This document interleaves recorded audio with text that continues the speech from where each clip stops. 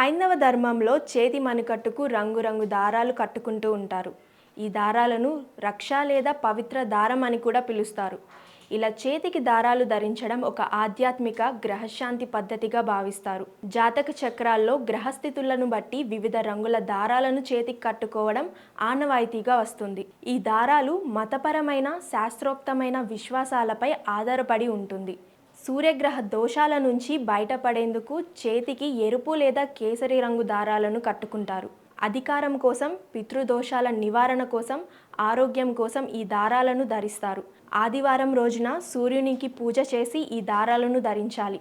మనశ్శాంతి, మానసిక స్థిరత్వం కోసం తెలుపు రంగు దారాలను కట్టుకుంటారు. సోమవారం రోజున చంద్ర పూజ చేసి ఈ దారాలను ధరించాలి. కోపం, మంగళ దోషాలు ఉన్నవారు మంగళవారం రోజున హనుమంతునికి లేదా కుజగ్రహ శాంతి పూజ చేసి ఎరుపు రంగు దారాలను ధరించాలి. మోక్షం, చింతన, కేతు దోషాల నుంచి బయటపడేందుకు ధూళి రంగు దారాన్ని ధరించాలి. కేతు పూజ చేసిన తరువాత ఈ దారాలను ధరిస్తారు. రాహుదోష నివారణ కోసం నీలిరంగు దారాలను ధరించాలి. రాహుకాల సమయంలో రాహువును పూజించి నీలిరంగు దారాలను ధరిస్తారు.